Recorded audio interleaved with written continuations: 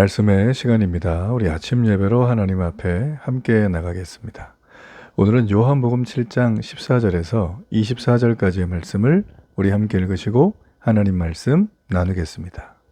이미 명절의 중간이 되어 예수께서 성전에 올라가사 가르치시니 유대인들이 놀랍게 여겨 이르되, 이 사람은 배우지 아니하였거늘 어떻게 글을 아느냐? 예수께서 대답하여 이르시되, 내 교훈은 내 것이 아니요 나를 보내신 이의 것이니라. 사람이 하나님의 뜻을 행하려 하면 이 교훈이 하나님께로부터 왔는지 내가 스스로 말함인지 알리라. 스스로 말하는 자는 자기 영광만 구하되 보내신 이의 영광을 구하는 자는 참되니 그 속에 불의가 없느니라. 모세가 너희에게 율법을 주지 아니하였느냐? 너희 중에 율법을 지키는 자가 없도다. 너희가 어찌하여 나를 죽이려 하느냐? 당신은 귀신이 들렸도다. 누가 당신을 죽이려 하나이까? 내가 한 가지 일을 행하매 너희가 다 이로 말미암아 이상히 여기는도다. 모세가 너희에게 할례를 행했으니 그러나 할례는 모세에게서 난 것이 아니오 조상들에게서 난 것이라. 그러므로 너희가 안식일에도 사람에게 할례를 행하느니라. 모세의 율법을 범하지 아니하려고 사람이 안식일에도 할례를 받는 일이 있거든. 내가 안식일에 사람의 전신을 건전하게 한 것으로 너희가 내게 노여워하느냐? 외모로 판단하지 말고 공의롭게 판단하라. 오늘 말씀은 예수님께서 이 초막절 명절의 중반이 되었을 때 예수님께서 드디어 성전 한복판에 나타나서 이 하나님 나라의 비밀을 가르치기 시작하는 장면입니다. 자, 어떤 내용일까요? 우리 한번 말씀 속에 함께 들어가 보겠습니다. 오늘 주님의 입에서 나오는 메시지는 굉장히 깊이가 있고 압도적이었어요. 자, 그러나 그 가르침을 대했던 이 유대인들의 반응, 전 세계에서 다 왔겠죠. 이 명절을 지키기 위해서 수많은 사람들이, 예루살렘 출신 아닌 사람들도 와서 지금 이 예수님의 성전 한복판 설교 말씀을 들었어요. 자, 예수님이 메시아이시고 그들이 고대하던 우리를 구할 통치자요, 우리의 권세자요, 우리의 주인이라면 그들은 그 말을 들을 때 감격하고 감동했을 것입니다. 어떤 사람 무릎을 꿇고 얼굴을 땅에 대고 경배하며 하나님의 말씀이라고 새겼을 것이고, 어떤 사람 받아 적었을 것이고, 어떤 사람은 막 그걸 들으면서 막 감동해서 눈물을 흘렸을지도 몰라요. 자, 그러나 이들의 반응이 어때요? 15절이죠. 유대인들이 놀랍게 여겨 이르되, 자, 여기까지는 뭐 크게 다르지 않아요? 이 사람은 배우지 아니하였거늘 어찌 글을 아느냐? 자, 여러분, 지금 유대인들이 던진 이 반응 어떻습니까? 지금 그들의 반응이 아니 글도 모르는데 이렇게 글을 잘 얘기하십니까? 뭐 이런 부드러운 느낌인가요? 전혀 아니에요. 자, 예수님의 선포하는 진리의 내용에는 이들이 관심이 없고요. 대신에 도대체 저 사람은 어느 랍비 학교 출신이냐, 학위가 있냐, 뭐 이런 것만 따졌어요. 가말리엘 출신이냐, 뭐 어디 출신이냐, 뭐 강남이냐, 강북이냐, 요즘처럼 뭐 그런 거 따지고, 학군 따지고, 뭐 이런 거 따지는 거죠. 우리말로 하면 외적 조건을 따지는 거죠. 예. 그러면서 스펙을 막 검열을 하는 겁니다. 여러분, 이 스펙이란 단어도 이게 많이 좀 희화되고 시대상을 꼬집고 조롱하는 단어 여러분 아세요? 사람에게 스펙이란 말은 사실 붙이면 안 돼요. 이게 뭐냐면 옛날에 이 기계를 만들면 재원표 있잖아요. 뭐 길이가 어떻게 되고 재질이 뭐고. 자, 그게 스펙이에요. 그렇죠? 지금도 우리가 기계를 사면 뒤에 보면 재원 설명서 이 스펙 표시란이 있어요. 근데 사람을 그렇게 갖다 붙이면 우리가 무슨 물건도 아니고 다 뜯어가지고 해부하면 뭐 비누 몇 장 만들고 뭐 몇 장 하고 뭐 그런 건 아니죠. 근데 사람을 맨날 스펙으로만 참 이 세상이 따지고 있어요. 우린 여기에 대해서 너무 거부감 없이 잘 받아들이는데 여러분, 이거는 생각 많이 하시고 얘기해야 될 부분이에요. 지금 예수님에게 이 스펙을 막 갖다 대면서 말이죠. 쟤는 우리 라인이 아닌데 어떻게 지금 저런 얘기를 하지? 들어보면 좀 삐까번쩍하긴 한데 아니 좀 속도 상한 것 같고 내 마음이 좀 찔리기도 하는데 아니야. 아무리 생각해도 저 일자 무식인데 도대체 길을 어디서 배우는지도 모르는 출처도 알 수 없는 근본도 없는 사람의 말을 나는 인정할 수 없다라는 소리예요. 자, 여러분, 우리가 이 세상을 요즘에도 살아가면서 이런 경험 많이 하지 않습니까? 그러니까 우리가 외모의 문법이라 그러죠. 예, 겉모습과 겉에 드러나는 지위, 그 사람의 차, 그 사람의 행동, 그 사람의 말투, 물론 이게 다 무시할 수 없는 거지만, 자, 이걸 가지고 대충 판단하고 그 사람을 대하죠. 아주 비근한 예로 아주 5성급 호텔, 최고급 호텔에 차를 가지고 가면 이렇게 차급절로 해가지고 앞에 나와 있는 이 뭐라 그러죠? 갑자기 생각이 안 나네. 이 발레 파킹 해주는 분인가요? 이분들이 맞이하는 게 다르다는 거예요. 요즘은 많이 사라졌겠지만 최고급 차를 타러 갔을 때 그분들의 어떤 그 반응이나 아니면 정말 1000cc짜리 경차를 타고 갔을 때 반응이 사뭇 다르다는 얘기는 뭐 우리가 익히들 알고 있습니다. 요즘은 좀 많이 달라졌겠죠. 시대가 많이 달라졌기 때문에. 자, 여하튼. 자, 일단 우리가 뭐 그런 것들을 많이 보잖아요. 그 외모의 문법? 뭐 그뿐인가요? 뭐 우리가 지나가다가 뭐 어떤 분들이 도움을 청할 때 너무 막 허름하고 남루하고 막 뭔가 이렇게 왔다 갔다 하는 말을 하면 우리가 순간적으로 이 사람은 이상한 사람 아닐까라는 생각을 또 하게 되고요. 또 아주 뭐 품행이 방정하거나 굉장히 단정해 보이는 그런 사람들이 와서 하면 우리가 별 거부감 없이 도와주잖아요. 그러니까 사기꾼들이 그래서 예전에 뭐 대통령 경호실 출신인데 뭐 내가 뭐 장관의 누구 라인인데 하면서 사기를 치는데 사기를 많이 당해요. 요즘에도 당해요. 예, 그래서 들을 때마다 참 제 마음이 서글프고 아파요. 그런 거 당하는구나. 예, 그렇죠. 여러분 당하지 않기를 바라요. 그러니까 이 외모의 문법은 우리에게 끊임없이 얘기하는 게 있어요. 너 배경이 어떻게 되냐? 넌 무슨 타이틀이냐? 자격증이 있냐 없냐? 어느 대학이냐? 어떤 직장 다니냐? 연봉이 얼마냐? 이런 거죠. 그러니까 사람의 인격과 가치를 여기다 올려놓고 난도질하는 세상이 지금이에요. 물론 자본주의이기 때문에 사람들의 경험치로 얘기하는 거는 충분히 이해를 하지만 그 배후에 그 사람에 대한 어떤 검증에 대한 기준들을 가지고 얘기하는 거잖아요.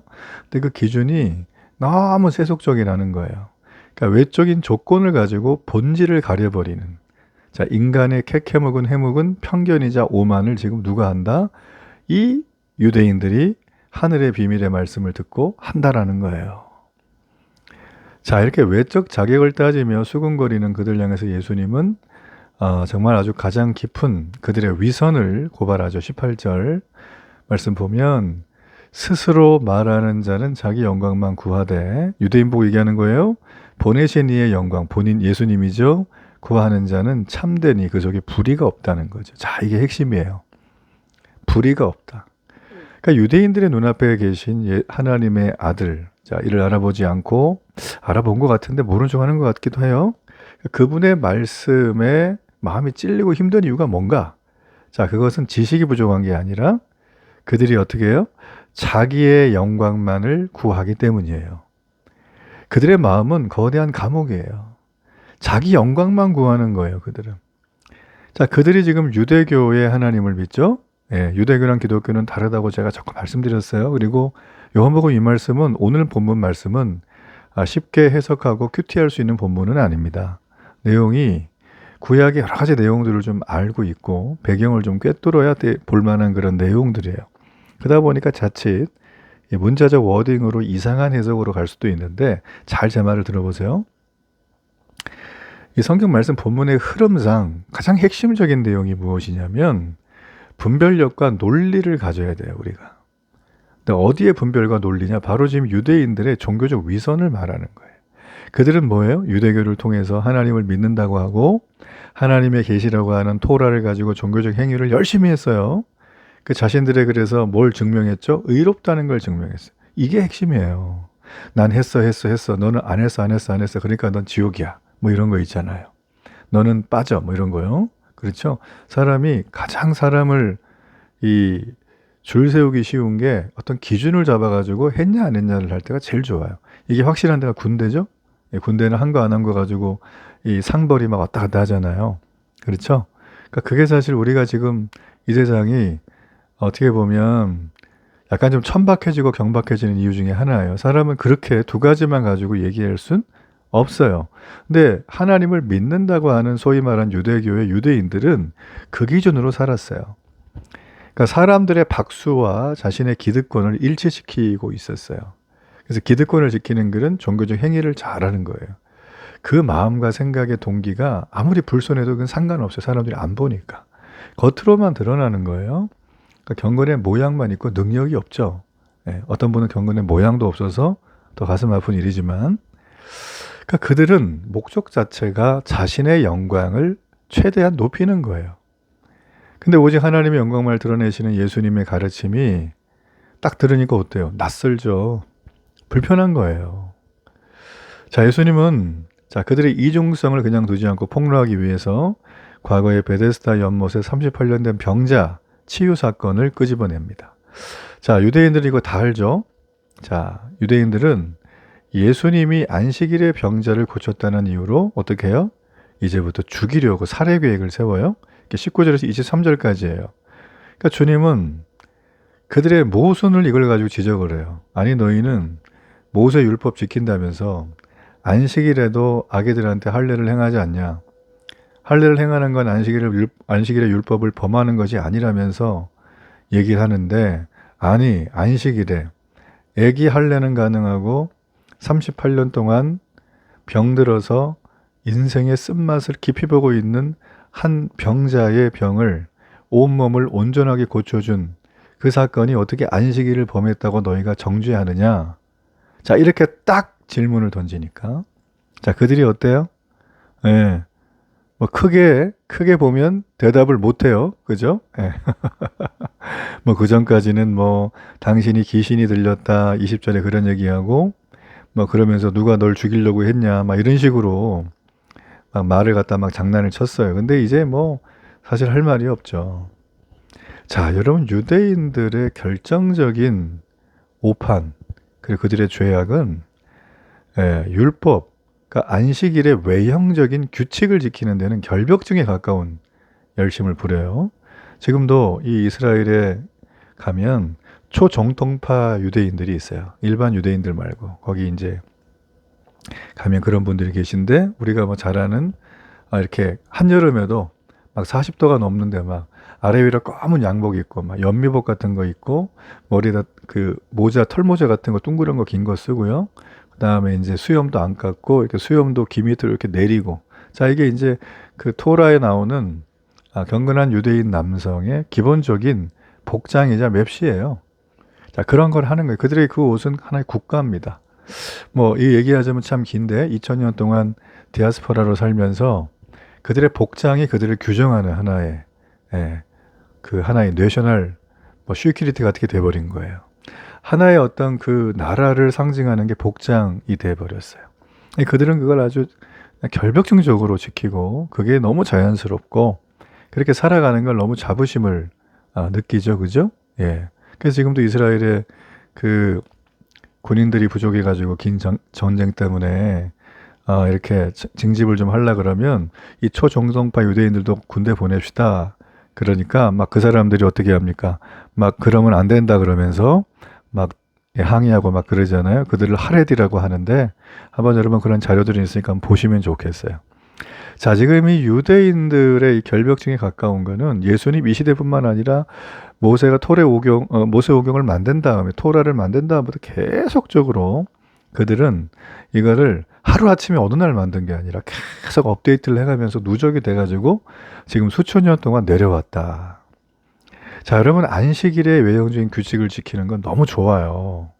그날 딱 거룩하게 경건하게 깨끗하게 말씀대로 살아가는 건 지금도 아주 높이 살 일이죠. 우리가 주일 예배를 세례교인이라면 소요리 문답 우리 신앙 고백에 맞춰서 지켜가는 건 너무나 큰 축복이에요. 그렇죠? 여러분, 그런데 우리가 이 외형적인 규칙만을 지키고 내 마음은 하나님과 전혀 관계가 없는 삶을 살아간다면 우리가 이걸 또 뭐라 그러죠? 위선이라 그러죠. 자, 유대인들이 그랬어요. 여기 나와 있는. 이들이 껍데기만 남은 어떤 맹목적인 종교성이 있었어요. 안식일의 진짜 정신이 뭘까요? 생명, 사랑이고 회복이잖아요. 당연히 병자 고치는 건 우리 하나님이 이 땅에 천국이 임했다, 하나님 나라가 임했다고 하는 굉장히 상징적인 비유이자 표적이자 기사입니다. 자, 이것을 예수님이 행했는데 이들은 전혀 거기에 대해서 이해를 하지도 않고 거기에 대한 정죄하기 바빴죠. 자, 여러분 오늘 또 우리가 이 말씀 속에서 이런 숨 막히는 생활이잖아요. 자, 여기서 예수님은 우리에게 어떻게 살아야 될 것인가에 대한 해답을 주세요. 자, 결론이 24절이에요. 자, 거기에 보면 외모로 판단하지 말고 공의롭게 판단하라 이렇게 돼 있어요. 자, 외모가 아니라 중심을 보신다. 근데 여기 보면 공의롭게 라고 돼 있죠.